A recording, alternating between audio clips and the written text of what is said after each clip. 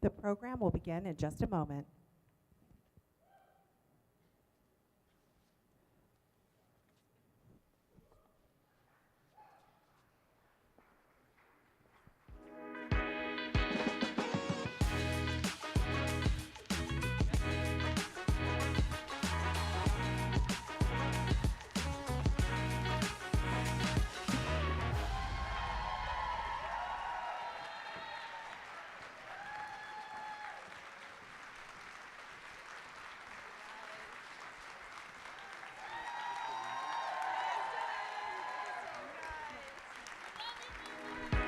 Goodness gracious, it is very, very good to see you guys.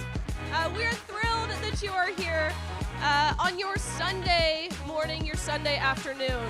I'm sorry, I feel like I should apologize on behalf of the federal government that you guys have to spend your Sunday morning here in this room.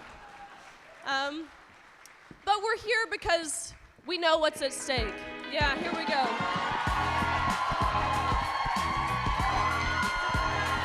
Thank you so much for coming out, everybody. Good to see you. Thank you. Thank you. Absolutely. Thank you, guys. Go Army. As I said, we are here because we know what is at stake. We have seen the attack on women.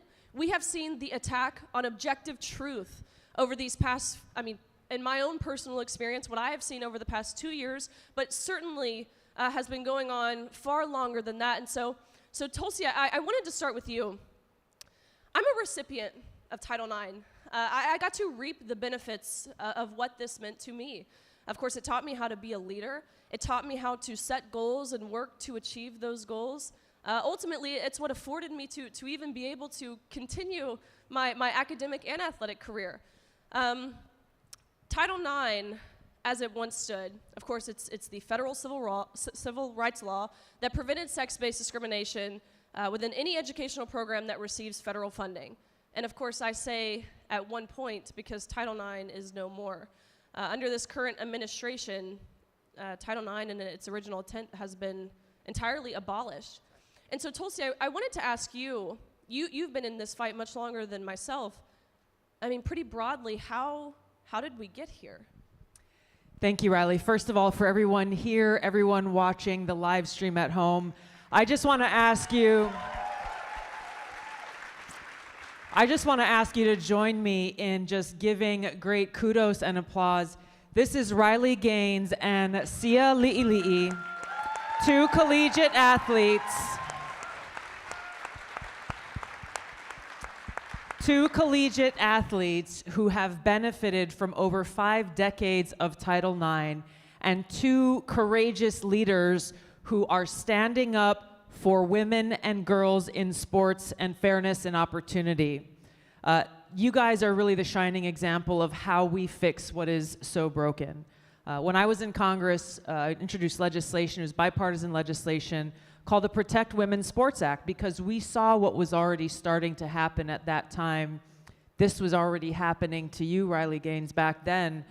But we saw how the intent of Title IX was already being destroyed. How those who claim to stand up for women and girls, those who claim to be feminists, those who claim to be standing for equality, all of a sudden, when it came to having biological males compete against women and girls in sports, they were silent. So our legislation was very simple. It was one page that added the word biological in front of the word sex to make very clear this was the intent of those who passed this historic legislation, and it's up to us to protect it. We were excoriated for introducing this legislation. We were smeared and called all of these different names for having the audacity to stand up for the rights of women like Riley and Sia. And I just want to say, it's been almost 5 years, I think, since we introduced that legislation, and it is so critical that we are inspired by the example of these brave young women here, because that's how we have to fix what Joe Biden and Kamala Harris have destroyed.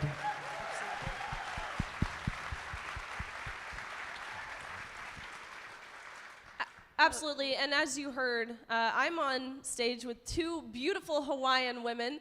As you heard, this is Sia, Lilli. She is from the University of Nevada. She's on their women's volleyball team. I'll let her briefly explain a little bit of her background and how she has found herself on this stage today. Because again, I think it's really important to understand. Of course, I believe everyone in this room, I mean, you can wrap your mind around the unfairness of it. But what you probably don't understand is the emotional toll it takes on you. The emotional blackmail that you are faced with from your university, from the institutional level. And so Sia, tell us a little bit about your background and what you have had to overcome to be here on this stage today. Hello, everyone. As they said, my name is Sia Lilli, and I'm a Division I athlete. And this is something that I dreamt of as a little girl. I started playing volleyball when I was 8 years old. I come from a big Samoan family, and my older siblings played sports. My dad's a football coach, so I always wanted to exceed in sports, but I was blindsided by the fact that I had to play against a biological male. And the fact that my university didn't support me in this decision to take a stand was emotional warfare, is what I could describe it as. There's not much words that you can put behind that. The meetings, the countless meetings that my teammates and I were drug into, telling us that we're not educated enough, that we don't know what the science is behind it, that this person was actually at a disadvantage towards us women because they were under all of these drugs. And I'm here today to tell those women who are forced to play against these biological males that you have a voice, so use it, and be courageous, be brave, and don't fear anything.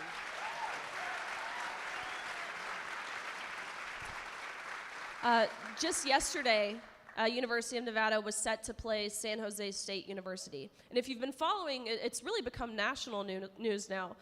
San Jose State University has a male on their team, taking a scholarship, taking a roster spot, taking a travel spot from a hardworking, deserving female athlete. They were set to play yesterday, but during game time, these brave women, Sia and her teammates, which she is the captain of her team, they decided to hold a press conference. They ultimately decided to forfeit the match, understanding that they would accept a loss.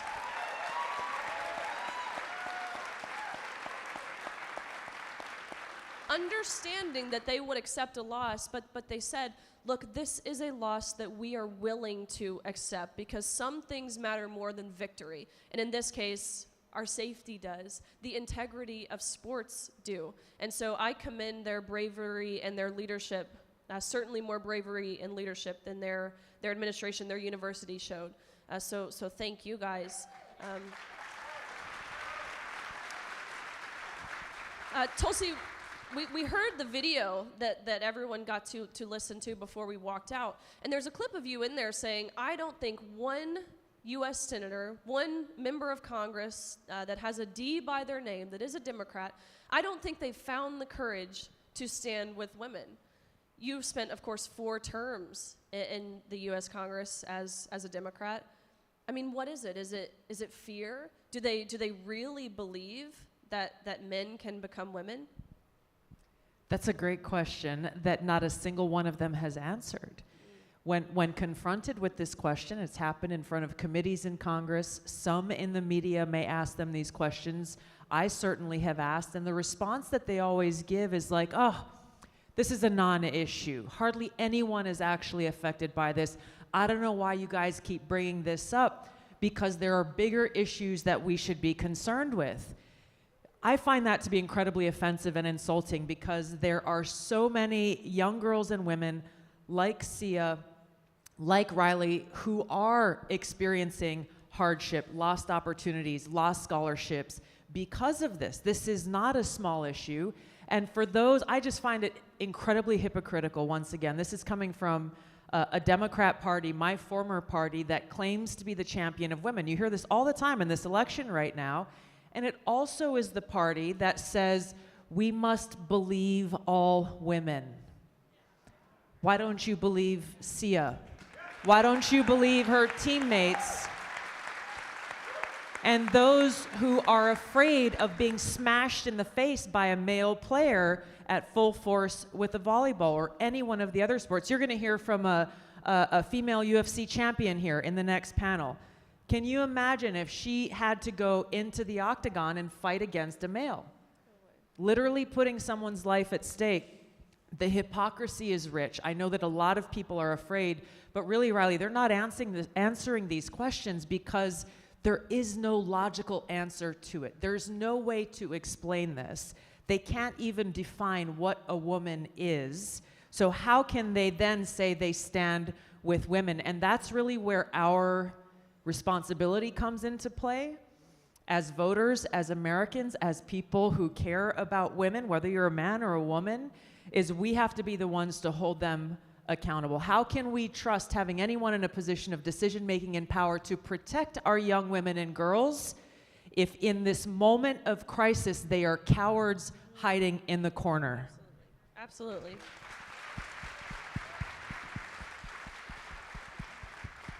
University of Nevada was not the only team in the Mountain West Conference to forfeit their match against San Jose State University. They were actually the 5th team to do so, which tells me, someone again who has really been fighting for this, who's made this my mission for the past 2 years now. We didn't see this 2 years ago, so it tells me that a movement is now in motion. Is that something you feel amongst, and having conversations with your team and what did you see yesterday in terms of the outpouring of support within the community? I mean, the outpouring of support that we received yesterday was amazing. The people behind us have really just made us have this courage to come out and use our voice. I know before we did come out with our own statement against our university, a lot of us had fear because we have scholarships. We have so many things that we're blessed with, but it all could be taken away if we used our voice, and that's something that we thought, but we were proven wrong, which is amazing because of the wonderful things that Title IX brings us. Absolutely. If I could just ask you, Sia, your Reno mom is here, and she shared a conversation that you guys had, I think, in an evening before you really went public in making this decision. If you could just share with us what you told her in the challenge that you were faced with and why you felt so compelled to take this stand. So I talked to my Reno mom, Annie, about this, and I couldn't sleep at night knowing that my nieces, my future daughters, I'm a volleyball coach as well, that I was coaching these girls up to potentially be spiked in the face by a volleyball or to be put in harm's way. I just couldn't stand for it anymore, and enough is enough. Absolutely. And that's a good way to wrap up this first segment here. Understanding we're not doing this for us, for the people who are on this stage. We are doing this for the next generation, for people like your niece, people like my younger sister. Being married 2.5 years, I can only hope to have a daughter of my own one day. That's why we fight this fight. You guys will hear from plenty of other athletes, plenty of other amazing thought leaders who have really been pivotal on this movement, but a lot of the cultural chaos that we find ourselves combating. And so again, we wanted to thank you guys for being here. We have a really, really exciting segment coming up. So thank you.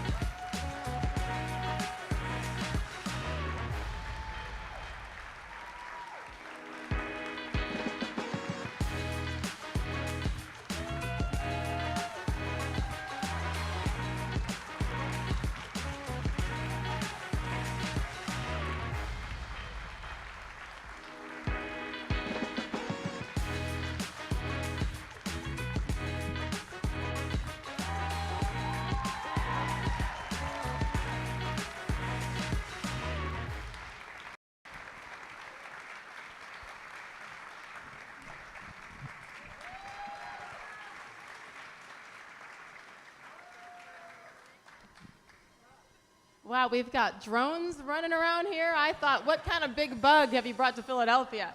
Hi, everybody. Good afternoon. We are so honored to be here. I feel like I won. I get the biggest panel, which means we have the biggest challenge of staying within time, which I am terrible at. So this is a judgment-free zone, right? Yes. Riley, Tulsi, I mean, hi. My heroes, frankly, and especially Riley Gaines, who's half my age, right? Amazing what these women have done. That's why it's an honor for me, and I know everybody on this panel, to be here. So let's get right to it because we have a lot to talk about. We could be here for days. We're going to keep it down to 20 minutes. Frank, if you don't know Frank's story, do some homework. We're going to help you a little bit right now, but he is incredible because of where he came from, incarcerated as a teenager, in prison for a year, went on to the National Football League, an all-star player there. The influence that sports had on your life, incredible. Another influence, women. The women in your life. And now Frank is doing something that, this makes me mad, that more aren't. But he's speaking up based on the influence that women had in his life and also certain coaches like one of our mutual friends, Tony Dungy. What is it, Frank, about the impact that in particular women had in your life that have brought you here today where you had to be here, you made a choice, and you're standing up for women? Yes, thanks for the question. How y'all doing? Yes. You make me feel like I'm ready to play football again. Oh, yeah. But, yeah, I remember that time my Pop Warner coach said, you all take a knee. We was very young, of course. We took a knee. He said, some of y'all will be in prison. Some of y'all will be selling drugs. Some of y'all will be on drugs. And we laugh. He said, you guys, these streets will send you back home to your mom in a body bag or to a prison. And we laugh. Well, you guys, I got bullied at the age of 14 and 15. And I took something that's called a fake ID. It's a picture of you, but everything on there a lie.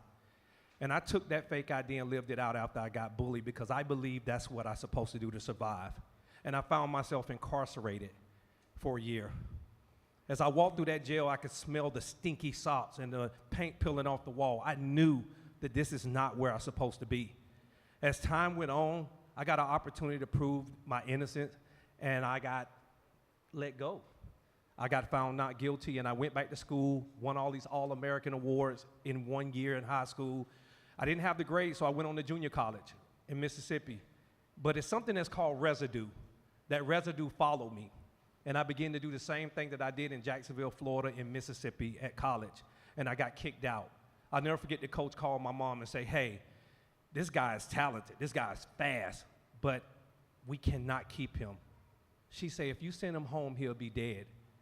She began to cry, and that coach said, I'll try to find him one more spot. And they found me a spot in Kansas. When I got to Kansas, all I was saying to myself, I can't get in trouble. And you guys, that residue followed me again. I ended up taking that fake ID again and got incarcerated again. And I'll never forget bonding out. I went to the president's office, and the president said, you will never touch this field again, but we got to let you go to school because you haven't been found guilty. The coaches wouldn't talk to me. I had no friends, so I would go straight to class. I had a 0.2, and they say, can you try to pick that up? I picked it up to a 3.2. And I never forget this moment, you guys, that changed my life. Nobody would talk to me, so I walked to the dorm, to my class, to the dorm, and one day I was walking and I heard a voice say, hey, young man. And I looked around, I was in shock, because who's talking to me? I'm the guy they seen on TV. I'm the guy that they would not talk to. And I turned around, it was a janitor. And that janitor said, young man, you walk this way every day, you have a light over your head. I started to laugh. I say, lady, if you knew who I was, you would not be talking to me. She say, no, God told me to tell you you're going to change the world, and you have a light over your head. That lady mentored me, a janitor. How dare we look at titles as our mentors? And that was a woman who didn't even know you, who took that chance, and that is one reason why because from there it's a choice. You chose to change your life.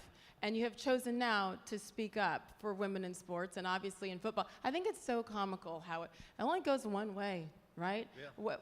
Where are the women trying to go play in the NFL and try to bring this guy down? It's not happening. Why? Well, we know why. We'll get there. Point being, you are one of the few, and in the National Football League, everybody knows that this is a no-brainer. Men do not belong in women's sports. Why are there not more NFL players speaking up? I'll say this. I'll never forget when that NFL scout looked me in the face and say, son, we don't think we can draft you, because he was looking at my past. And I say, don't bring your past into your presence and destroy your future. That's what I started to say to myself. He said he could not draft me. I went home. My mom said, you ready for the draft? I say, I don't think they like me, Mom. She said, what God got for you, no man can take away. And I said, okay, Mom, you're talking motivation now. And I began to sit there, and I realized, you guys, I went to that mirror, and I call it the mirror drill. Anytime you discourage, anytime somebody hate on you, I got in front of that mirror, I start talking to myself. I say, listen, you will get drafted. You will make it. You will accomplish something great.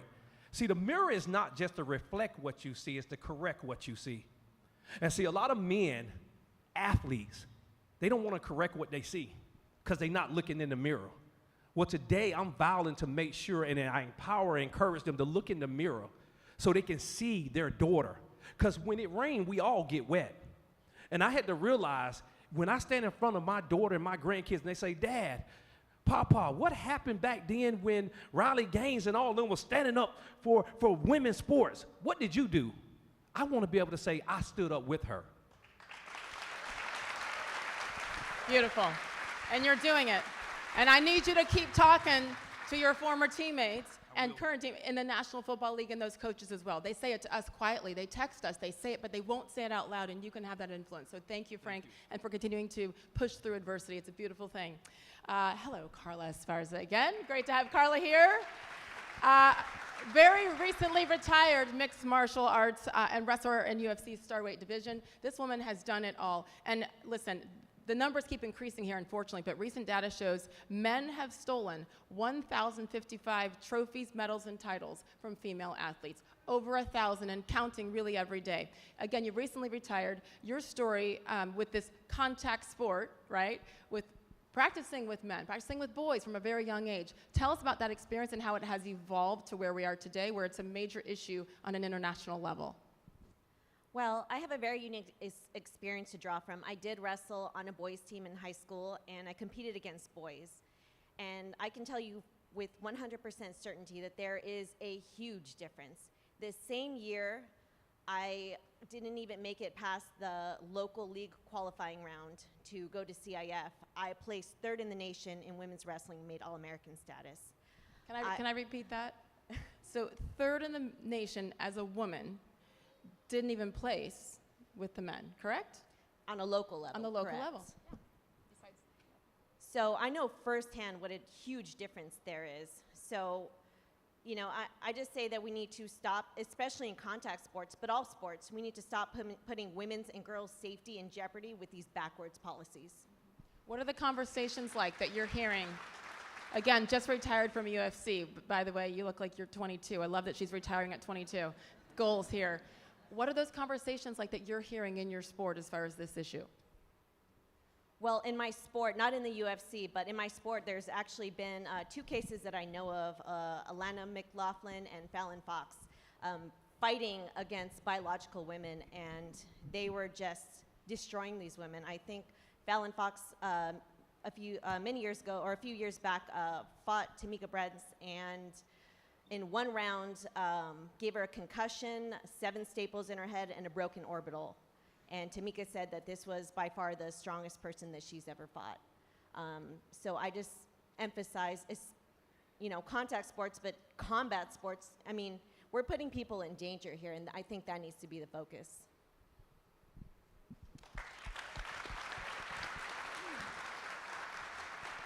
Sometimes, unfortunately, I feel like we have to see those visuals. I mean, it's pathetic. We shouldn't need that to know that this is wrong. But the more and more that we put it out there and show people, maybe the courageousness can begin to vamp up a little bit, because that's what it's going to take, is the people within the sport to say, no, we're not going to participate if it's like this. Hello, Royce. How are we? Life is good in my world. I love him. To reintroduce you, he's a retired Brazilian professional MMA athlete and a Hall of Famer for the UFC. Science tells us, you know we love numbers, right? Science tells us that men can punch between 30% and 162% harder than a female. It's no surprise, okay? We're talking about boxing here. So let's go back to the Olympics, and it was Iman, the gold medal winner. I forgot the last name. Khalif. Yes, thank you, Jen Say. There was controversy about this, right? And at the end of the day, Iman was following the rules, we thought. But Iman failed a sex eligibility test that only required 2 X chromosomes. He failed that, and that is why there was controversy. And you had all of us tweeting and Riley Gaines tweeting about this during the Olympics, and went on to win the gold medal, which means what? Taking a medal away from a woman. When you watched that this summer, and Iman, someone who could not pass that sex eligibility test, win the gold, what went through your mind? First thing was my daughter. I have a daughter, 18 years old. She runs track and field, 400. And I was thinking, okay, if there's a guy competing against her, and I called her last night, what would you do? So it's not just in boxing or MMA or in every sport. And she flat out said, Dad, I'll make the biggest scene. I'll get up, stop the whole race, and I'll point out and I'll say, there's no way I'm going to run against a man. And I'll walk away. So I'll go, good for you, girl. Stand up. You raised her right, for sure. Can I ask real quick what kind of conversations you're having with some of your, the athletes that you competed against in MMA, in UFC? Maybe they're not saying it out loud. Are people like you talking about it behind closed doors, saying, what the heck are we doing? There's a lot there's a lot of tough girls out there. They can defend themselves against the average guy. But when you put in a level, the high level, it will be very difficult. So in any sport. So yes, there's a lot of people talking about it, but nobody wants to take a stand. Mm-hmm. This wasn't an issue when you were at your peak, was it? There was no such a thing. Right. There was no, guys thinking about going to fight with girls. No. It's unfair. Can't do it. I love that you're raising your daughter, though, to have that attitude, right? Get out there, girl. Fight. She's a fighter. A runner, but. Yes. Beautiful. Thank you. Jen Say, my dear friend. I know. Wait. I'm from Listen, here. I picked the casual vibe today because this is one of her XXXY shirts, right? Yes. I love it. It's all I work out in now. Gave it to my girls. They tried to steal some. I grounded them. Yes, no, thank you. And everyone knows Jen Say, I think. It's been an honor for me to get to know you. As a former executive at Levi's, you were censored for speaking out. She's been canceled so many times. We have a lot in common with that. First, actually, COVID most recently. I think that's what really put you in the headlines. But before that, Jen was an elite gymnast. And in 2008 was the first gymnast to speak out about the abuse throughout the sport. And now, of course, with this clothing line and just making sure that this remains a conversation, Jen. You can go back to your Levi's days and certainly your experiences now as well. Why do you think corporations are making a choice to sacrifice girls and women? Because that's what it is. They're cowards. That's the main reason. Most people would rather stand with the crowd than stand apart and do the right thing. That's just a fact. But courage is contagious, right? Why did the governing bodies in gymnastics, the USOPC, the USAG, why did they cover evidence of the abuse by the man we all now have heard of, Larry Nassar, for 30 years? They knew and they covered it up. They thought it was beneficial to their brand to burnish their image by burying abuse. Serial abuse, not just Nassar, coaches across the sport, national team coaches, et cetera. They only will do the right thing when there is enough pressure to do so. But most people, just like the football players the corporate executives I know write me quietly and they say, keep doing what you're doing. I can't, but you do it. Well, you know what? The reason I started the brand is because it can influence the conversation. When you show up at the soccer game in that t-shirt or my t-shirt and you have a hard conversation, it lets another person know, because let me be clear, we are the vast majority, because most people have common sense and they know that males do not belong in women's sports. They're afraid to say it, they're afraid to get canceled, but if they see you in the shirt or the hat, they're like, oh, I'm allowed to say it? right? Because all we need is the 70, 80% of people that agree with us to stand up and say it. Policy, lawmaking, legislation is downstream from culture, and we have ceded the cultural battle, and we need to take it back. And the people on this stage, and people like you, Sage, and Riley, we are the ones that can drive the change in that cultural conversation, because once all the parents stand up and the athletes, the brave athletes like Sia, the governing bodies will be humiliated into doing the right thing, and then they'll pretend they always stood with us. Of course. Okay. Again, the back channel, the backroom conversations that I know you're constantly having with executives, probably former teammates of yours as well, give us hope, or am I just overly optimistic? How close are we to more corporations doing that? I feel like you've helped make so much progress. Is it still a ways away? I think we're ways away. I don't think we can be complacent. But look at how inspiring these 5 volleyball teams are that have stood up and pushed back. And Nevada in particular, because the university didn't support them. And they did it anyway. They're so brave. These young women, if they can do it, why can't grown-ass corporate executives do it? I mean, we're putting a lot of pressure. My tiny little brand is putting a ton of pressure on the big boys like Nike. Nike is the most powerful corporation in sport. They make twice as much money as the NFL, five times as much as the NFL, twice as much as the NBA. I might be getting it backwards. They are the biggest, most influential organization in sport. We're putting pressure on them. They pretend to support women and profit off of that, and they have for 50 years. It's not okay. They do no such thing. They do not support women. They do not support athletes. They never have. So, we're putting pressure on them. They're pretending to ignore us, and that's fine. But we aren't going to stop. I'm a little player. We're making a difference, but we need to get the big boys on board. Absolutely. And we have a ways to go. We do have a ways to go, and I knew not to be complacent. It's like we hope we're making progress by having loud mouths and continuing to get canceled. I'll say this. Did you all see the Nike ad that XXXY posted? I mean, this girl, she's behind that, and that, I don't know how many views that got. Millions. 13 million and counting. Go look on the XXXY social channels, Instagram, all of it. But it was beautiful, and it did stir up a lot of conversation. I had people arguing in my timeline about it. And at the end of the day, it takes the loud mouths to not back down. So thank you, and keep doing what you're doing, girlfriend. Finally, we have Cynthia Monteleone, and I'm going to real quick, because you and I talked about these numbers. She is a world champion in the 400 meters, and also a metabolic analytics practitioner. So she's got the medical background as well as the sports background. But we know men run approximately 11% faster than females. They accelerate about 20% faster than females. They throw about 25% further than females. And they, of course, organs, larger heart, lungs, bone mass, all the above. This is not new news, right? So at the end of the day, those are facts. That's science. We don't want to follow the science now, do we? It's interesting.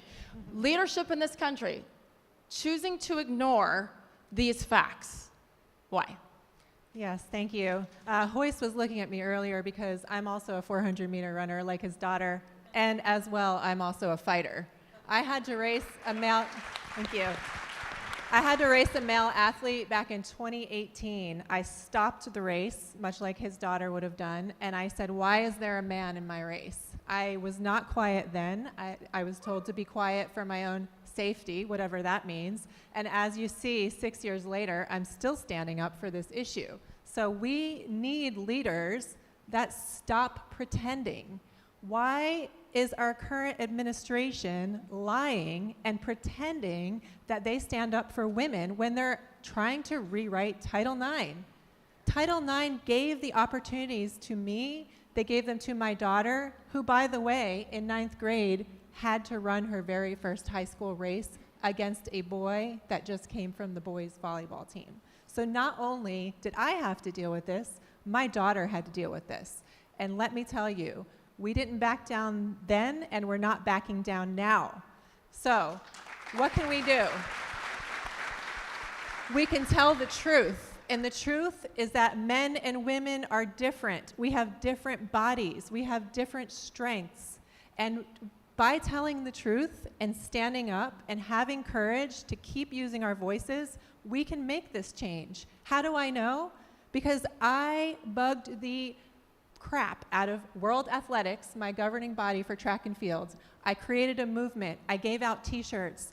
We bugged them so much that they changed their policy last year. No longer can men be in the female category in track and field on the world level. So why is the Biden-Harris administration pretending and lying and not telling the truth and pretending that it's okay for men to be in women's sports when the rest of the world knows the truth? I, for one, I'm going to use my voice to keep fighting. I'm going to use my vote to vote for the administration, the policymaker who will stand up for my daughter, your daughter, and future generations of daughters.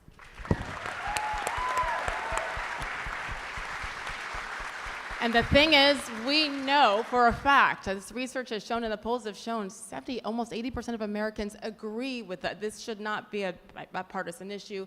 This is black and white. These are facts. This is science. And most importantly, by all of us being big mouths and all of you making the choice to be here today, what we're doing is we're hopefully making it so that Sia and athletes like her don't have to be the ones to stand up. How about the big boys, the big girls, the adults in the room, the leadership, do what they're supposed to do and take care of women and girls like they claim. This has been awesome. Thank you, thank you, thank you to everyone on the panel. Cynthia, Jen, Royce, all of you on the panel, Carla and Frank, thank you so much for your courage, and we need you to continue to help. Thank you, thank you.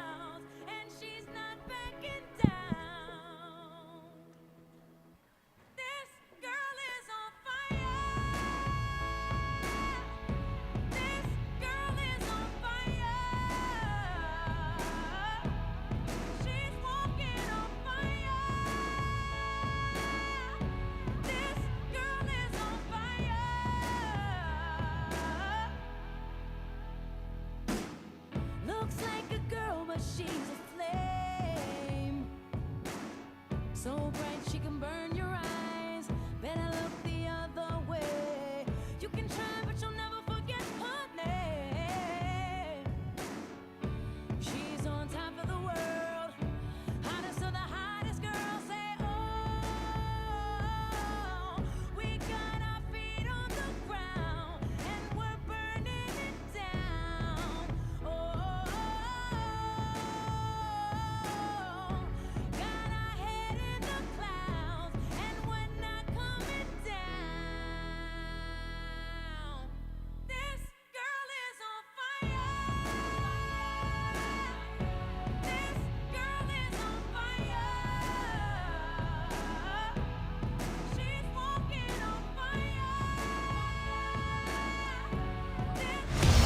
We are athletes. We are coaches. We are daughters. We are parents. We are gay. We are straight. We are pro-woman. We also stand for equality. Equality does not require letting an 18-year-old participate in the 12-year-old category, nor does it require letting men into women's unique spaces and opportunities. It means treating people with respect and dignity for who they are. Being pro-woman and believing in women's-only sports doesn't mean we're anti-anyone. We are both for equality and for women's sex-based rights.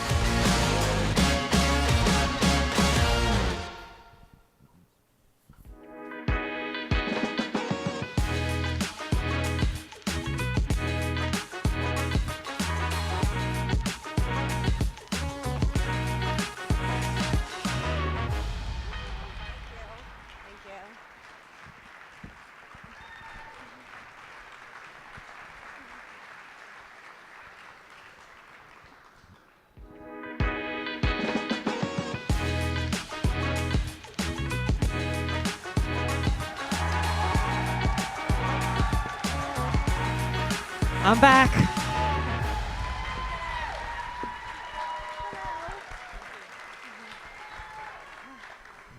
Hi, good morning.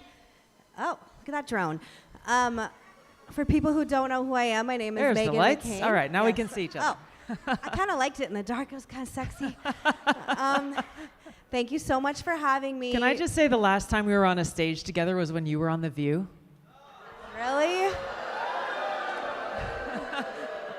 All right, do you want a little juicy gossip since it's just us in here? They were so scared of her, and Tulsi and I were just starting to become friends.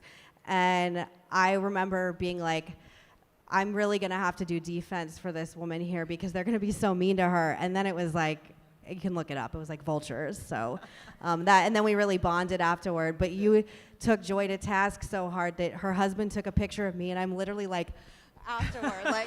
In the commercial break right after that, Meghan literally ran over, jumping up and down with joy. I love that. I love that. So for Joyful people, warrior, this one. Yeah. So for people that don't know, Tulsi and I are, I guess, old friends now for like over 7 years. Yeah. It's crazy. And we became friends through a mutual friend who said, you guys seem like you're a lot alike and you have similar things in common. And at the time I was like, I don't see that at all. And she was like, I don't Same. see that at all.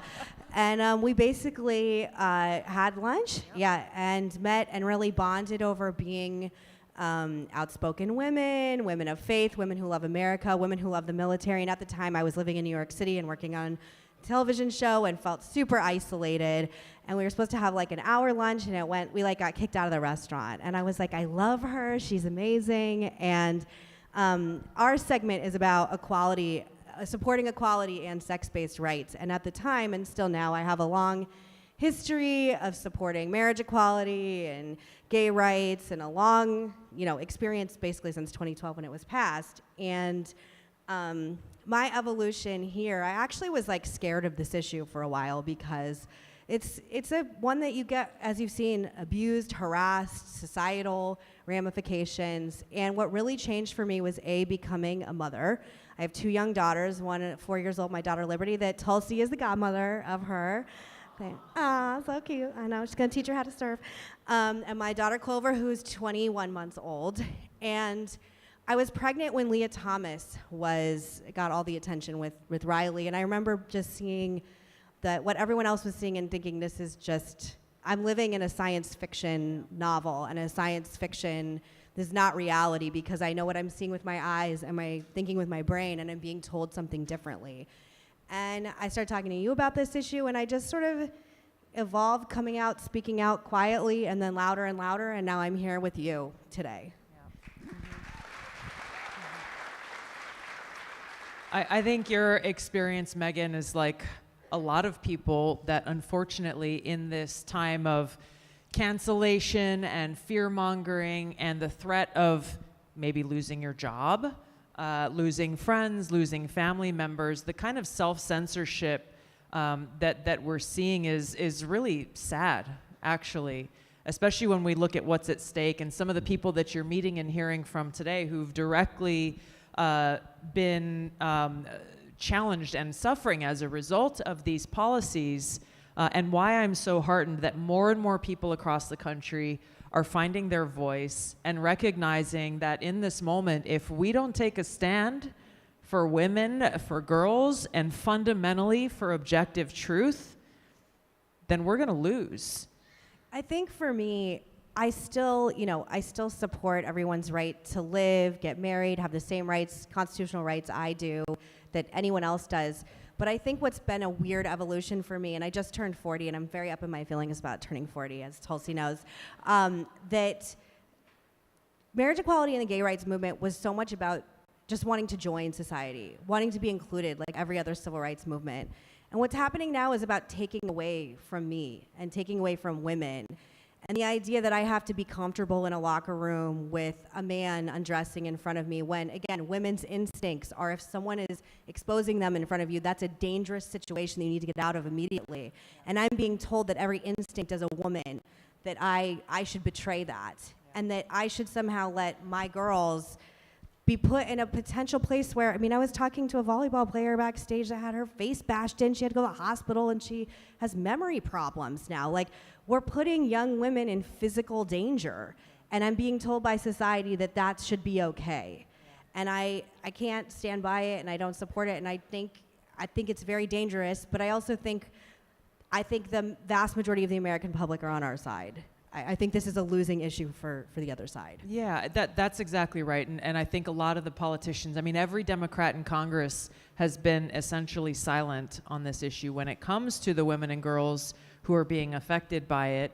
And a lot of it is that fear of being kicked out of their own party or becoming unpopular or kicked out of the cool kids club, which is really unfortunate when we should be able to look to our political leaders to exercise leadership. But I think your point, Meghan, is a really important one, because so often people who are pushing for this, for biological males to be allowed to compete against women and girls, they do it in the name of inclusion. Yeah.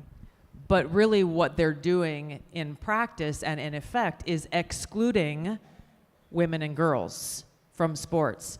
You know, Riley has talked about, a lot of other people have talked about how we're not trying to exclude anyone, just find a way to make it so, again, if people are making their own choices in their own lives, that's their business. This is a free country. You can live your life however you choose to live your life, but it should not come at the cost of the suffering, in some cases, lives being threatened, and opportunities taken away for women and girls. I think that's really it. I think I've also, yeah, clap for that. It's great. The question that was on my card is that why do you think that women on our side are often painted as transphobes or bigots by the media? And I just think it's because they don't have anything else, because it's a scare tactic. It's a way to, I was saying backstage, I think I'm probably the only person that's had a drag queen impersonate them on Drag Race that's here, like present in the building. And I just don't see the two issues as being the same. No.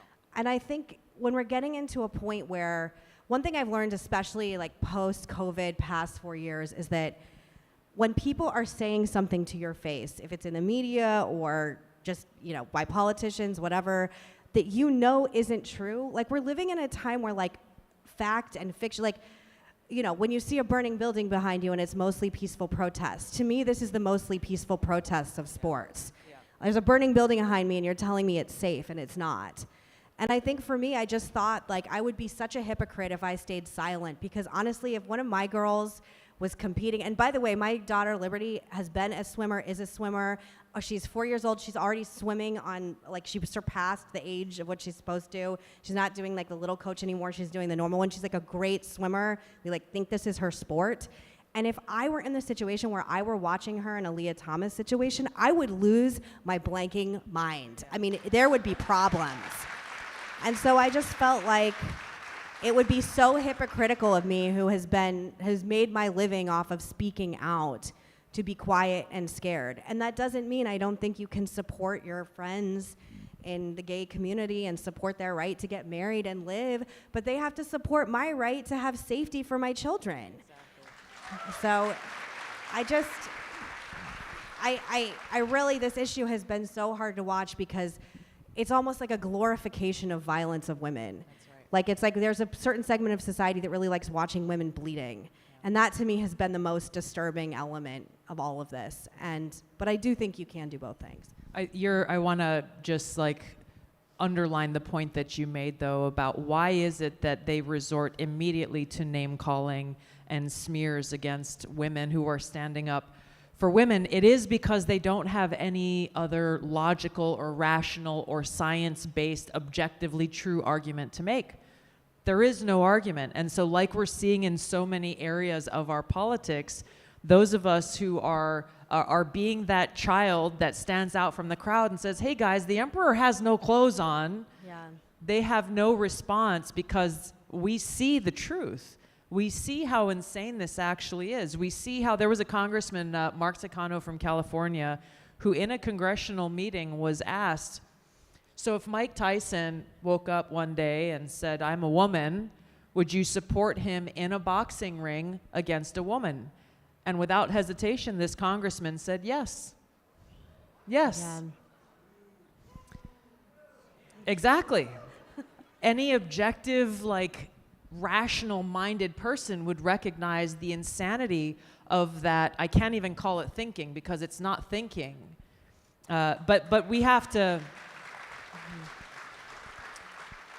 This is where every one of us really does have a very important role to play in our own lives, in our own circles, to have the courage to be that child that says, hey guys, with all due respect, the emperor has no clothes on, because you never know. By you being the person that speaks up, I guarantee you there are other people in that space, whether it's at your home or in the office or at work or whatever, who wants to speak up but is too afraid, and you will empower them and inspire them to know, like, oh wow, I can do, not only I can do this, but I need to do this.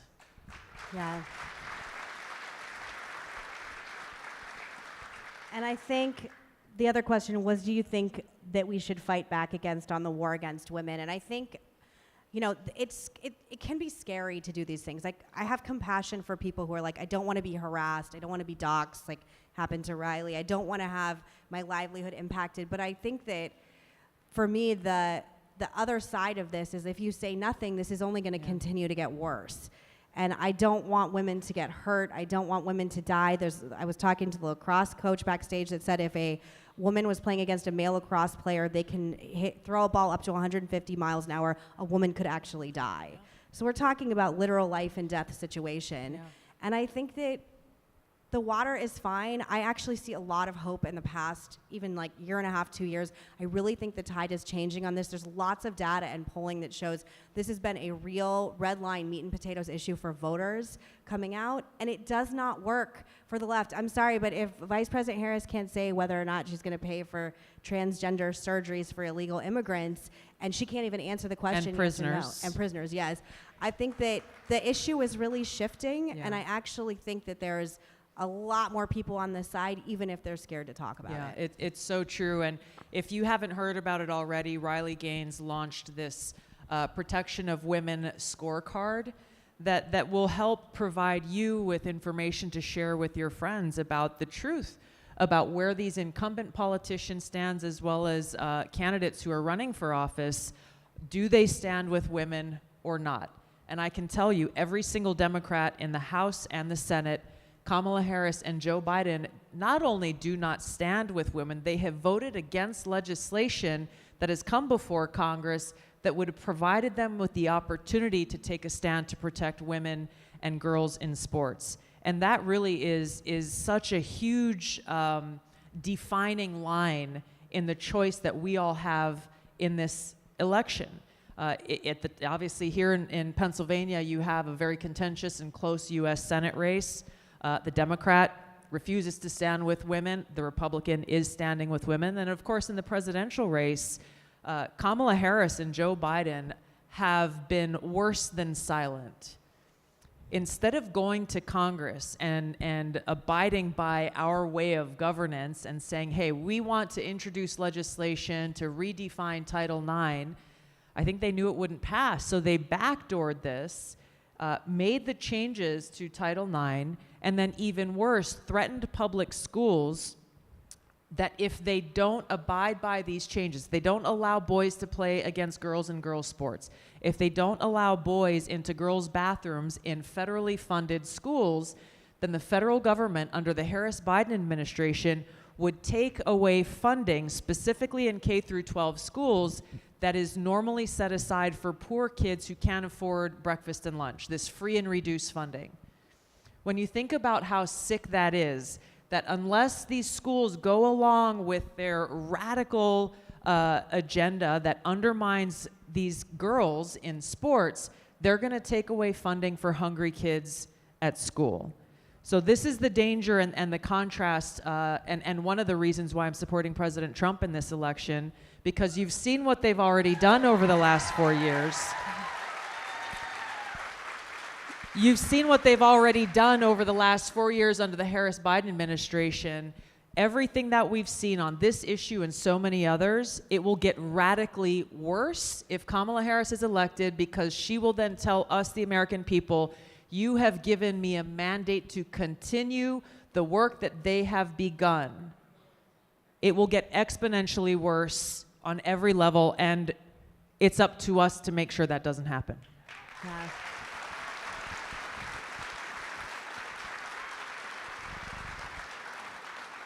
I know we are almost out of time, but I just want to say, wrapping this up, that I think most women, if you exist in the world, you have some level of pride in being a woman. So I consider myself a third wave feminist. So many spaces I go into, I'm always the only woman. You Tell too. me, we had this conversation the other day on the phone, because I'm not too up to speed with it. What is a third wave feminist? It's basically feminine. You're for like female equal rights in the workplace and just being treated the same way as a male. And it's basically up until this issue. Right. And I am a lot of times the only woman in the room. You're a lot of times the only woman in the room. It's hard to get women in spaces in general. And now you're talking about taking away from athletes who have worked so hard, a lot of times like Riley, like her entire life to get to this place.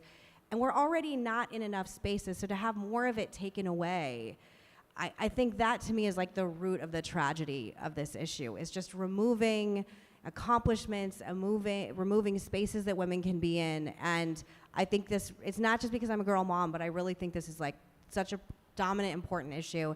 I'm so with all of you this morning. I know you all had someplace better to be and something better to do on a Sunday morning in lovely Philadelphia. Oh, thank you. Oh, you did not have a, what? Oh, yes, it is important, but church is important too sometimes. Oh, gotcha. Yes, of course. Thank you so much. No, thank you, Meghan. Thank you. What? Tulsi 2028. Yes.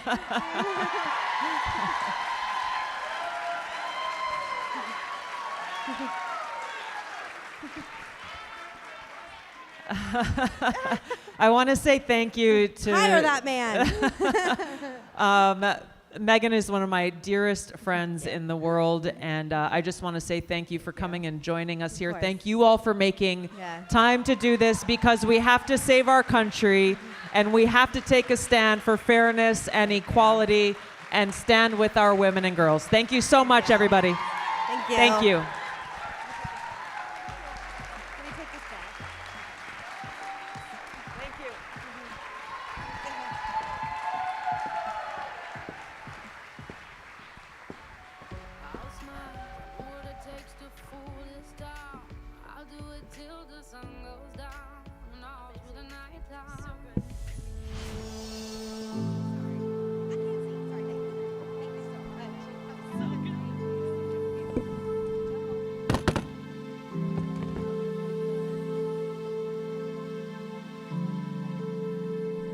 The hit was so severe, it knocked me unconscious for about 30 seconds in a fencing position.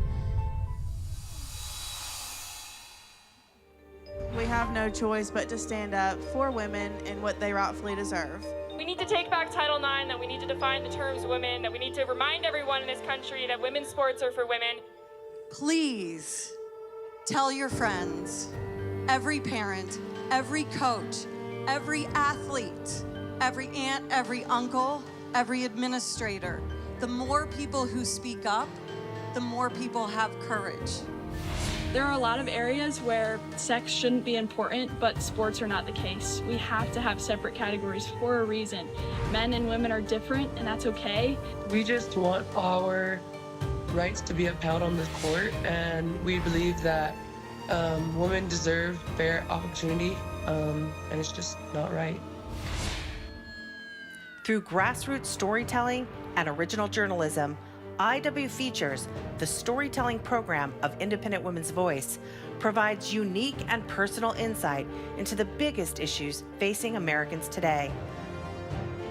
IW Features has received over 1,000 stories from female athletes, coaches, and parents who have been impacted by men participating in women's sports. The NCAA has received personal letters from over 7,000 NCAA female athletes demanding its student-athlete participation policy be revised to prohibit men from women's collegiate sports. Over 275 golfers are taking a stand for single-sex competition in the LPGA. 5 and counting NCAA women's volleyball teams have forfeited their matches rather than compete against a male on the women's squad.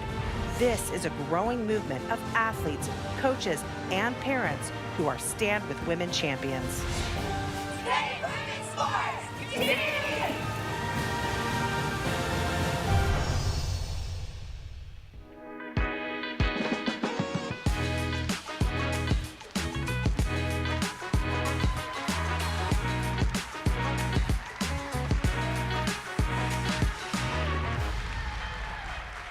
Thank you guys. Again, we wanted to thank you for being here, taking time out of your Sunday afternoon to be here. All of you, of course, in the room. Elon Musk just tweeted out the live stream, so there are almost 500,000 people watching this right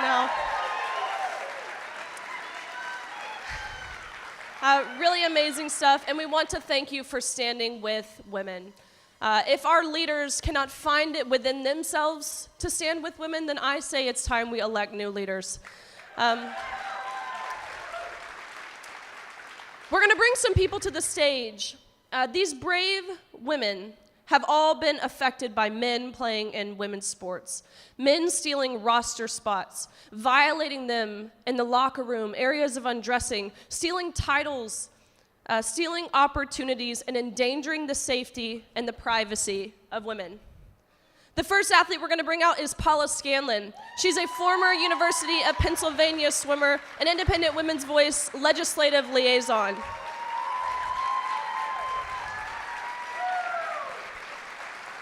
Next, we're bringing out Payton McNabb. She's the young girl in the video you saw. She is a former high school volleyball player and Independent Women's Voice ambassador. Next, we're going to bring out Lauren Miller. She is a professional golfer, and she gained national attention after losing first place title at the 2024 NXXT Women's Championship to a man. We're going to bring back out Lilli. She is the University of Nevada women's volleyball team captain.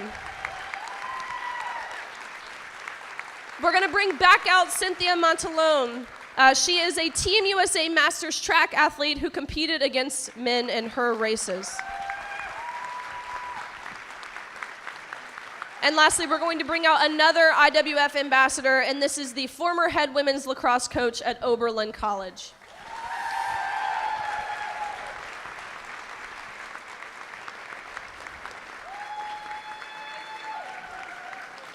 These courageous women who you see on this stage today, they have been brave enough to share their stories with America because our leaders aren't standing with us. I want to see every person in this room, every athlete, every parent, and all those who stand with women to stand up while we welcome everyone back out on the stage with us.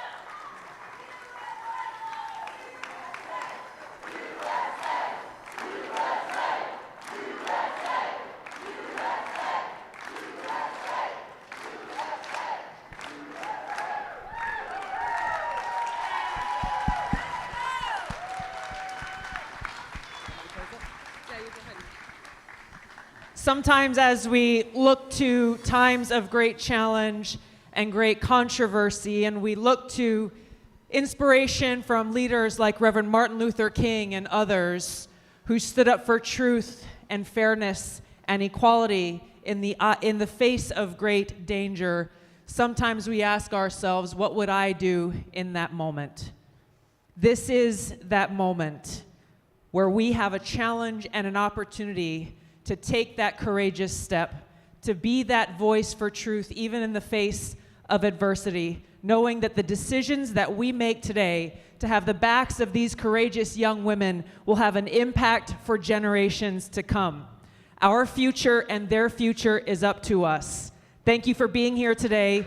Thank you for being a voice for truth and courage for our future. Thank you so much, everybody. Aloha.